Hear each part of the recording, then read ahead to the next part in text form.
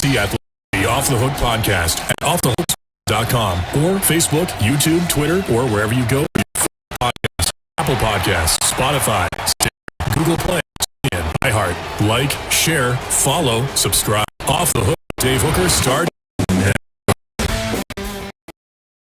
And here we are with this guy. It is the one, the only Josh Ward, who joins us weekly, brought to you by Azul Beer Company. I'll tell you more about that fantastic location and the products that they have. But first, let me remind you, hit that subscribe button, hit the like button, and we can bring you more content. And everybody loves more content from the one, the only Josh Ward. His appearance brought to you today by Azul Beer Company. They've won awards that are worldwide. They have a great location in downtown Knoxville with a panoramic view of the city. I don't know why you wouldn't go to Azul Beer. Go to azulbeer.com. Josh, how are you, sir? Dave, I'm doing well. We're getting closer. Under 4 weeks to go until the season kicks off. We are. It's right around the corner. Somebody told me 28 days on Thursday. I don't know whenever you may be watching this. We taped it on Thursday, and somebody told me 28 days. I was like, no, that's not right. And I hearken back, Josh. How many times was the icebreaker with a coach? So I don't know if you use this. I use this all the time. Well, I stopped, and I would say, "So you ready for the season to get started?" And they'd say, "Bleep, no, I could use another 2 weeks or a month." I know the feeling, Josh. I know the feeling now. Yeah, they're never ready. Well, from the coach's standpoint, last year was a rebuilding year for Nick Saban at Alabama, so that gives you the mindset of how coaches react. If Nick Saban feels that way, imagine how coaches feel where they have work to do to climb to that point. So, yeah, from the media standpoint, May, June, and July, they've actually become busier months. We get to August, and man, it's kind of a flood of content and everything to put out. But that's great. I'm very excited for games to get here. Less than 4 weeks until we see real college football games, and because Tennessee's starting a little bit earlier than most, they'll kick off before the rest of college football. And we have the Hall of Fame game this weekend. Will you be laying a wager on that game? Because if so, I'm driving to your house and I'm taking you to therapy. Well, Dave, yeah, that's a Thursday night game. So Raiders minus 2.5. Yeah, it's a Thursday. So that's some. We're having this conversation right before kickoff. So if you want to pause to take the lock of the year, my first lock of the year, Raiders minus 2.5. I mean. Okay. Yeah, hopefully everybody that sees this is after kickoff so that you don't go do minus 2.5 or take the over-under is 30.5. So we know both numbers. Well, it will be. They will it's a Raiders game, Dave. So the best kicking off before everybody else. I have to be honest with you. I'm learning backup offensive guards. So at this point, I didn't know it was a Thursday game. Well, you should. Nobody should. Yeah, nobody should, and they shouldn't be gambling on it. But so when you see this, I hope that Josh Ward has celebrated a Raiders victory because I appreciate Josh. Because Josh is like me. He was born and raised in Knoxville. So we're going to get to Tennessee, I promise. But you basically had, 4 teams to root for because there weren't any Titans. And you're younger than me. Maybe there were some in your adolescence. But there weren't any Titans. You got the Falcons. You got a lot of some Panthers. It was awful. But the 4 teams you always got when I was young and learning about football, it was the Raiders, it was the Dolphins, it was the Cowboys, and then I'm trying to think what the other team was, but it seems like maybe the Steelers. Steelers are very everywhere. Yeah. They're everywhere. Yeah. Yeah, it was the Steelers, and then for a brief period when Heath Schuler went to the Redskins, we saw a lot of Redskins. That lasted about a year. But Josh, let's turn it to the Vols. Josh was just fantastic in heading up our top incoming freshmen as we had that list, and it culminated with number 1. And I think it would have been very easy to go a junior college route, especially since Tennessee, or a transfer route, since Tennessee has guys coming in with college experience. But Josh, talk about your number 1 selection and why you went in that direction. I didn't mean to rhyme there. Running back Justin Williams-Thomas.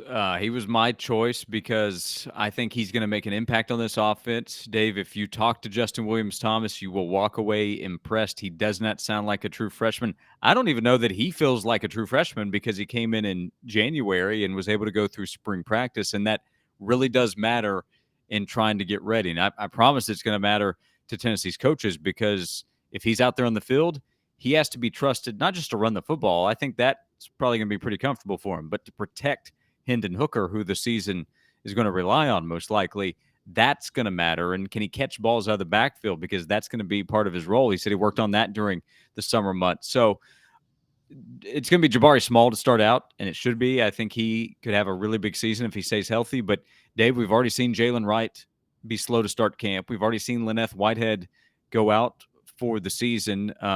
Lynn J. Dixon has come in, but he's still going through the acclimation period. He's new to the team, and I think expectations maybe on the outside have already gotten a little out of control with Lynn J.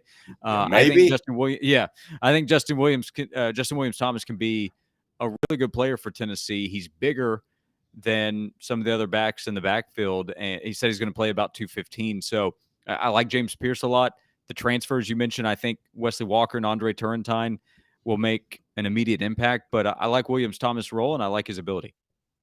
Yeah, and I want to encourage people to be sure and check out that that string of articles and the series that we had on the top incoming players, because it was kind of tough, Josh, once you got towards the top five-ish. I mean, I feel like there are a minimum of 5 guys that will contribute at a fairly high level in year number 1.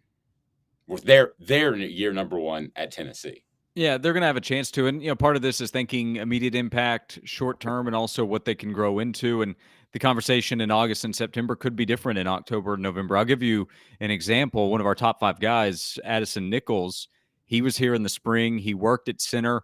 Right now, I don't think Tennessee's coaching staff would be really comfortable with him if they needed him at center, a true freshman handing the football off to their all-SEC quarterback candidate. I think that would create some concern. But as he gets more reps in August and at the start of the season, if something happens in the middle of the year, they might be able to count on him. He's a guy that could play a number of positions. He was the highest rated signee in the class. So there's already some accolades next to Addison Nichols' name. But right now, I don't think he would rank as high in terms of guys that can get on the field. Those edge rushers look impressive physically out there in the field.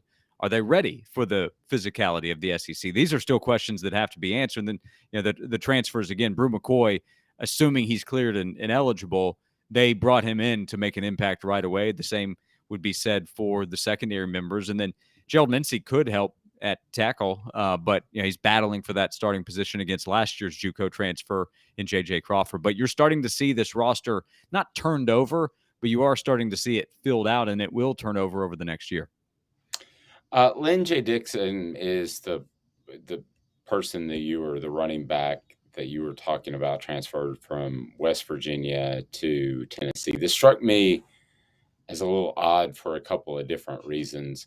One, he was in the doghouse at Clemson. That's public knowledge. He goes to West Virginia for just a semester. Is this a guy that I understand the lack of depth at running back, especially with the preseason injury, but is this a guy that Tennessee really wants to take a chance on, as good as chemistry is? He's got to learn pass protection first, or he's not going to get on the field. You could be looking at him not having an impact till October. What did you make of them even taking him? They don't have many players at the position. They have 4. Yeah. 2 of them are freshmen, and one of them's unavailable right now, and Jalen Wright. So, think about it, Dave. If Jabari Small went down in practice tomorrow, and you didn't have Lynn J. Dixon, you have 2 running backs, and they're both freshmen. That's not going to cut it. So, so Lynn J. Dixon has ability. He has experience, which should allow him to come in and I think pick things up more quickly. Let's see physically if he's truly ready to go, but we know he has the athletic ability at the position. And is there some risk with chemistry and all that? I think potentially, but that's why you rely on Hendon Hooker, who is established at quarterback, Cedric Tillman, who is an established leader at receiver, Jerome Carvin, who's a really important player on this team at guard. If there's something going wrong, guys would have any issue letting that be known. Cooper Mays is a year older. Jacob Warren and Princeton Fant, those guys have played a lot now at tight end and are players. So if Lynn J. Dixon does not live up to what is expected of him by the coaches and I would say the players now, then I don't think he'll be at Tennessee. So I look at it as little risk, potential reward that's obvious in the offense, and again, the need. But Dave, Dixon was week of August. So for him, I hope he recognizes, hey, one more shot in a really good. This is a great opportunity for Lynn J. Dixon. Yeah, I mean, he. Let's look at it on the optimistic side. He could come in with the right attitude, have a great second half of the year. Again, I don't think he's going to be a factor in September because of the pass protection or lack thereof that he may be able to put on the field. But he could have a good second half of the year. And we've seen guys, I'm not comparing him to, but we've seen guys like Alvin Kamara. We've seen him take off in the NFL with college production. So, I mean, I guess it could work out for him. It was just a head scratcher to bring him in and expect him to be ready anytime soon, I thought. Well, if Lynette Whitehead's available for the season, I don't know that they are, but he's not. So the biggest thing to me is I like Justin Williams-Thomas. He hasn't proven me right yet, though. And I like Dylan Sampson. He hasn't proven me right that he's going to be a good player, and he's not a big back. So Jabari dealt with injury issues last year. Jalen Wright's dealt with injury issues since he's been at Tennessee. So they just, to me, it's a scholarship number issue. 4 running backs in the SEC could be scary for Tennessee's coaches, and he does have a lot to learn, but so do Williams-Thomas and Sampson without the college experience and without the confidence of, okay, this is what you do in a big-time game. Lynn J. Dixon wasn't just playing somewhere else in college. He was playing in a program that had the highest expectations on the field, so that's not going to affect him. And picking up or see what you see from a college defense, he's done that. 2 of the running backs have not. So I don't know what to expect. I did mention earlier, though, I think expectations have already gotten out of control. I think fans some fans have already said, okay, so you think he just takes over and starts ahead of Jabari Small? No. No. At some point, I mean, maybe, but I think this is a guy with talent and with obvious upside on the field to come in and fill a spot that is pretty wide open behind Jabari Small. Yeah, I mean, not like Jabari Small. You? Yeah, I like him too. I mean, I'm not going to say he's going to do what Travis Stevens did in 2001 and bust out to that level, but think about he played last season essentially the entire season injured. He hurt his shoulder in that Pittsburgh game, and he plays running back, Dave. That's not a good spot to be hurt. So he powered through as best he could. He's shown running ability. I like him. He a really good running back for Tennessee in this offense. I think it can fit him really well. Great reference to Travis Stevens. That week, 2 things that I've never seen before or after happened, and that was Travis got called in 2001, let's see what you do against Florida by a media member, and said media member after he ran for over 220 yards, it was another media member because they joked about it. So that's a great reference that brings back a lot of memories, times from the press box. But Josh, let's turn to quarterback for a second. Okay, so I want everything to work out for Joe Milton. He seems like a great person. But talking to somebody close to the program, I think they want to make sure that they have Tavon Jackson ready. The step out of bounds against Ole Miss in the heat of battle, to me, might be one of those mistakes that are impossible to overlook. And he has accuracy issues. So let me ask you a 2-pronged question. If Hendon Hooker decided that he had something, more important to do in the opener, and they had to play second string guy, who is it? And then as of October the 15th, midway through the season, Jackson having that time, who would it be? Well, opener, Hendon Hooker's unavailable. I think it's Joe Milton. If Joe Milton continues to struggle and shows the same issues as last year, then I would be very curious what the coaches think about Tavon Jackson's progression, because you can't continue to have that.